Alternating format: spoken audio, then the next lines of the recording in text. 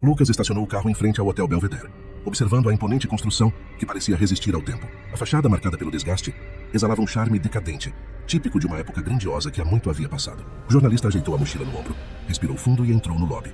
O interior do hotel era um reflexo exato de sua aparência externa. Móveis de madeira escura, lustres empoeirados e tapetes antigos que abafavam os passos. Lucas se aproximou do balcão, onde um senhor de cabelos grisalhos e olhar cansado o aguardava. "Bem-vindo ao Hotel Belvedere", murmurou o gerente sem muito entusiasmo. Lucas foi direto ao ponto, mencionando que estava ali para investigar a história do quarto 303. O gerente ficou visivelmente desconfortável ao ouvir o número. "O senhor tem certeza que quer se hospedar nesse quarto?" perguntou o homem, o tom cauteloso.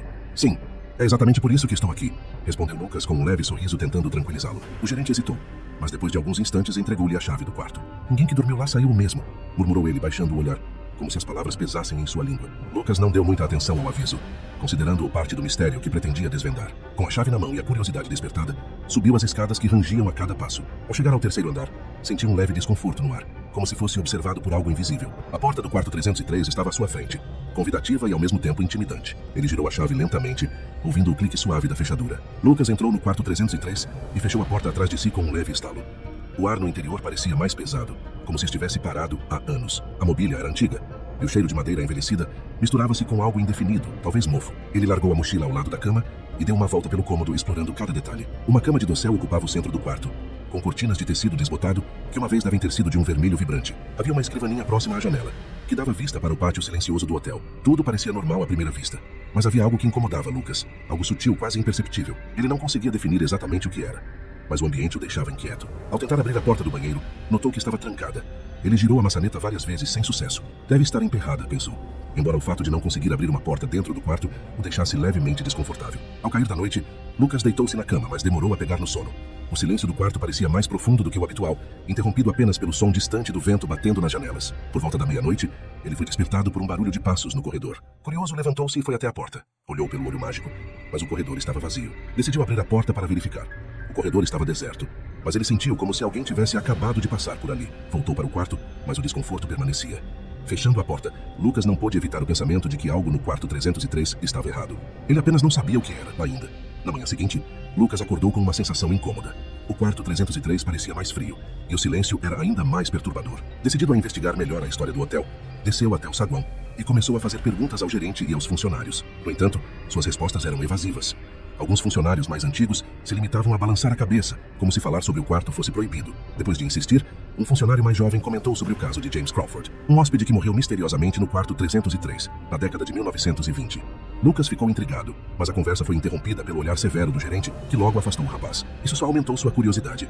Naquela noite, já de volta ao quarto, Lucas tentava organizar suas anotações quando ouviu um som estranho vindo da porta trancada do banheiro. Um arrastar suave, seguido por batidas leves, como se alguém estivesse do outro lado, tentando sair. Ele se levantou devagar, sentindo o coração acelerar. O som se intensificou, agora acompanhado por algo que soava como sussurros abafados. Lucas tentou abrir a porta do banheiro novamente, mas ela permanecia trancada, como se estivesse selada por algo além de uma simples fechadura. Ele passou a mão pela superfície da porta e notou marcas de arranhões, como se alguém tivesse arrastado as unhas pela madeira na tentativa de escapar. O barulho cessou abruptamente, deixando o quarto em um silêncio sufocante. Ele deu um passo para trás, tentando processar o que havia acabado de acontecer. Algo ou alguém estava preso dentro daquele quarto, ou talvez apenas dentro da própria história do lugar. O mistério que envolvia o quarto 303 agora parecia muito mais real e ameaçador. Lucas sentiu uma mistura de medo e excitação. Estava cada vez mais claro que o quarto guardava segredos obscuros, e ele estava determinado a descobrir o que estava acontecendo, mesmo que isso o levasse a enfrentar algo muito mais sombrio do que poderia imaginar. A terceira noite em que Lucas passou no quarto 303 foi ainda mais perturbadora. Exausto, ele tentou dormir, mas mal conseguiu fechar os olhos antes de ser assaltado por um pesadelo vívido. No sonho, ele se via de pé dentro do mesmo quarto, mas algo estava diferente. O ambiente parecia mais antigo, como se estivesse preso em outra época. A porta do banheiro estava aberta no sonho, e de lá saía uma figura nebulosa. Era um homem, seu rosto distorcido pela dor e desespero, caminhando lentamente em direção a Lucas. Ele reconheceu o homem dos relatos. Era James Crawford, a vítima do misterioso assassinato. James tentava falar, mas sua boca parecia costurada por fios invisíveis. Lucas sentia a angústia crescente, incapaz de se mover, enquanto o homem se aproximava cada vez mais. Antes que a figura o alcançasse, Lucas acordou com um sobressalto. Seu corpo estava coberto de suor frio, e o quarto, escuro como a noite, parecia respirar ao seu redor. Sentado na cama, ele tentou se acalmar, mas o pavor permanecia. Os pesadelos não eram apenas sonhos. Eles estavam tentando lhe dizer algo. Nos dias que se seguiram, os pesadelos continuaram, sempre mostrando James em seus últimos momentos. Em cada sonho, Lucas via flashes de uma luta brutal, gritos abafados e o sangue manchando o chão do quarto. Ele via a figura do assassino, mas esta permanecia encoberta por sombras, Não conseguia identificar o rosto, apenas a silhueta ameaçadora que permanecia no escuro. O ciclo parecia infinito. A cada noite, Lucas revivia a cena do crime. O terror crescendo enquanto o mistério sobre o que realmente aconteceu no quarto 303 se aprofundava. Cada detalhe revelado nos sonhos fazia o quarto parecer mais claustrofóbico, como se as paredes estivessem se fechando sobre ele. Era como se o tempo estivesse preso, forçando-o a vivenciar a morte de James repetidas vezes. Lucas começou a se perguntar se ele também estava ficando preso naquele ciclo sombrio. O que antes era uma investigação curiosa, agora se transformava em uma obsessão perigosa, que o arrastava cada vez mais fundo no mistério do quarto. Determinado a entender melhor os eventos que o estavam assombrando, Lucas decidiu aprofundar sua pesquisa. Pela manhã, ele visitou a biblioteca local e vasculhou arquivos antigos sobre o Hotel Belvedere. Entre recortes de jornais e registros antigos, Lucas encontrou menções vagas sobre o misterioso assassinato de James Crawford. Os detalhes eram escassos, mas uma coisa ficou clara. A morte de James nunca fora totalmente explicada. Crawford havia sido encontrado morto no quarto 303, trancado por dentro. Não havia sinais de entrada forçada, e os relatos indicavam que ele havia sido brutalmente atacado. Alguns jornais insinuavam que o gerente da época, um homem chamado Arthur Grayson, sabia mais do que revelava. No entanto, não houve investigações aprofundadas. O caso foi rapidamente encerrado, classificado como uma tragédia inexplicável, e o quarto lacrado por décadas. Ao retornar ao hotel, Lucas conseguiu convencer uma das empregadas mais velhas a lhe contar mais detalhes. Ela mencionou que na noite da morte de James, gritos abafados foram ouvidos vindos do quarto. Mas quando os funcionários conseguiram abrir a porta, já era tarde demais. Ninguém nunca soube como o assassino entrou ou saiu. No entanto, a maior descoberta veio à noite, quando Lucas começou a vasculhar os pertences antigos guardados em um armário no corredor do hotel. Ele encontrou um diário antigo, coberto de poeira que pertencia a Arthur Grayson. Folheando as páginas amareladas, Lucas percebeu que Grayson mencionava várias vezes a tensão entre ele e James. Havia algo sombrio na maneira como ele escrevia sobre o hóspede. A última entrada no diário, no entanto, era especialmente perturbadora. Grayson descrevia ouvir batidas e sussurros dentro do quarto, mesmo quando estava vazio. Era evidente que algo muito mais sinistro havia acontecido naquela noite, e Lucas estava prestes a descobrir que o espírito de James não era o único preso no quarto 303. Quando Lucas entrou novamente no quarto 303, sentiu uma presença mais densa no ar, como se as paredes observassem seus movimentos. As alucinações que o perturbavam nas noites anteriores começaram a se intensificar assim que ele fechou a porta. Desta vez, ele não estava apenas revivendo os ecos do passado, estava começando a ver os eventos com mais clareza. O quarto, até então estagnado no tempo, parecia responder à sua determinação. Enquanto ele andava, as sombras nas paredes se mexiam e, por um momento, a figura de um homem apareceu no espelho, indistinta, mas definitivamente presente. Lucas sentiu um arrepio percorrer sua espinha. Ele sabia que estava se aproximando de uma revelação importante, e o quarto parecia reagir a isso. Naquela noite, os pesadelos voltaram, mas desta vez havia uma diferença crucial. Ele não era apenas um espectador do assassinato de James Crawford, estava no meio da cena. A tensão era palpável, e Lucas conseguia ouvir claramente as vozes que antes eram apenas sussurros incompreensíveis. A figura que atacava James estava mais nítida agora. Um homem alto e encapuzado surgiu, e conforme a visão se repetia, Lucas percebeu algo que havia passado despercebido nas vezes anteriores. O assassino não era um estranho. Ele não era apenas uma sombra do passado. Era o gerente. O choque de tal revelação o despertou imediatamente. Ofegante e suando frio, Lucas pulou da cama. As cenas continuavam a ecoar em sua mente. O gerente do hotel, o mesmo que ainda trabalhava ali, ou talvez uma versão mais jovem dele, havia trancado James no quarto e o deixado morrer. Mas por quê? E por que o espírito do gerente também estava preso, vagando pelo hotel como uma sombra ameaçadora? Com essa nova informação, Lucas não tinha mais dúvidas. Ele agora entendia que o gerente estava tanto preso quanto James. Ambos estavam envolvidos em um ciclo sombrio, uma espécie de punição eterna. O gerente, ao que tudo indicava, estava determinado a manter o segredo a qualquer custo. Seu espírito obstruindo qualquer tentativa de expor a verdade. Talvez fosse sua própria culpa que o havia condenado.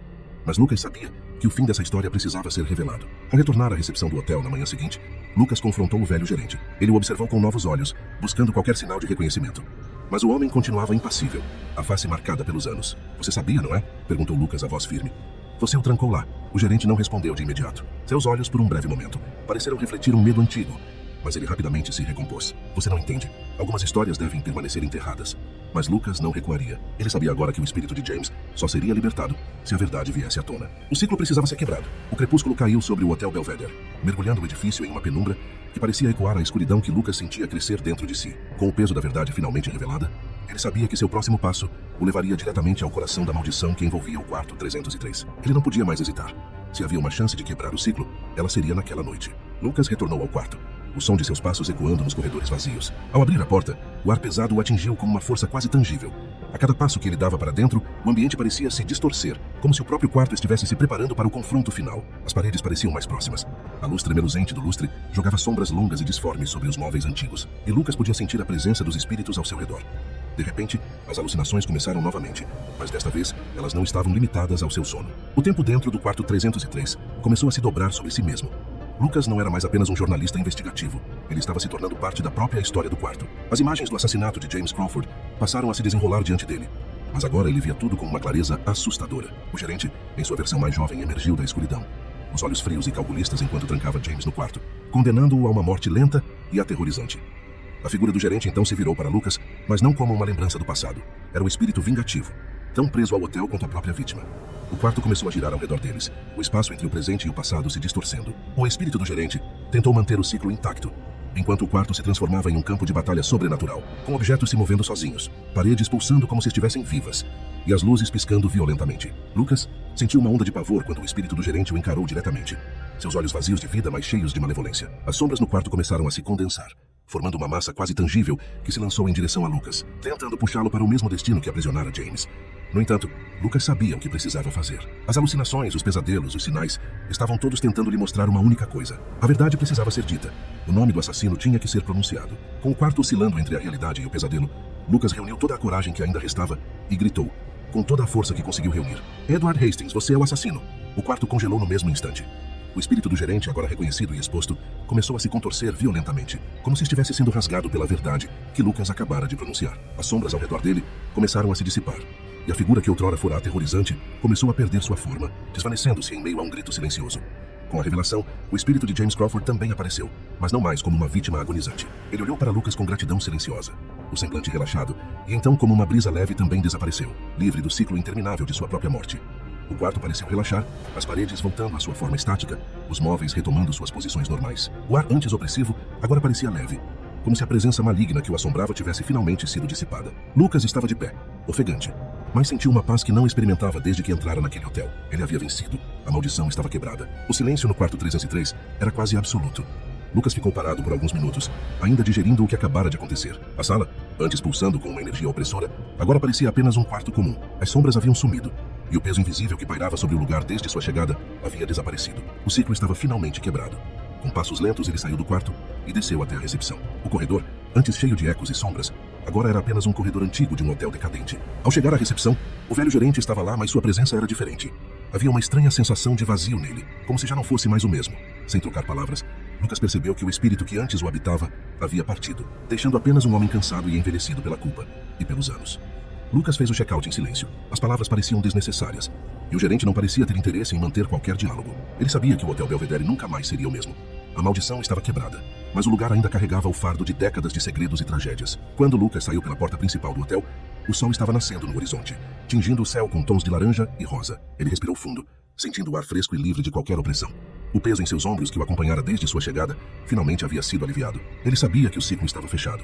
James Crawford havia sido libertado, e com ele, o próprio hotel parecia estar pronto para descansar. Dias depois, já de volta à sua cidade, Lucas sentou-se em frente ao computador para escrever sua matéria. O que começara como uma investigação cética sobre uma lenda urbana, havia se transformado em uma das experiências mais intensas de sua carreira. No entanto, ele sabia que o público não aceitaria facilmente a verdade por trás do quarto 303. Mesmo assim, Lucas decidiu expor tudo, contando a história do gerente Edward Hastings de James Crawford e do ciclo de morte e repetição que aprisionava ambos. Enquanto escrevia o artigo, sentiu uma estranha sensação de encerramento. O mistério fora solucionado, e a verdade havia sido revelada. Lucas terminava seu texto com uma nota de reflexão, questionando se outros lugares, como o Hotel Belvedere, poderiam guardar segredos semelhantes, e como às vezes, a verdade era mais aterrorizante do que qualquer lenda. Mas apesar de sua satisfação em concluir a história, algo o incomodava. Nas semanas seguintes, Lucas começou a sonhar com o quarto 303 novamente. As imagens, embora mais sutis, voltaram a aparecer em sua mente. No início, eram apenas fragmentos, flashes do quarto ou da sombra do gerente. Com o tempo, porém, os sonhos ficaram mais vívidos, e Lucas começou a questionar se realmente havia escapado. Em uma dessas noites, ele acordou de repente, com a nítida impressão de que algo estava errado. Ele olhou ao redor de seu quarto, mas nada parecia fora do lugar. No entanto, ao olhar para o relógio, ele percebeu algo perturbador. O tempo não parecia estar avançando. O ponteiro dos minutos havia parado. Uma sensação de pânico começou a tomar conta dele. Ele tentou se levantar, mas sentiu uma força invisível o segurando na cama. Foi então que ele compreendeu a terrível verdade. O ciclo temporal do quarto 303 talvez nunca tivesse sido realmente quebrado. James poderia estar livre, mas agora era Lucas quem estava preso. O pesadelo não havia terminado. Ele era o próximo. O silêncio da madrugada foi interrompido pelo som de passos no corredor. Lentamente, eles se aproximavam da porta do seu quarto. O eco familiar que Lucas tinha ouvido tantas vezes antes no Hotel Belvedere.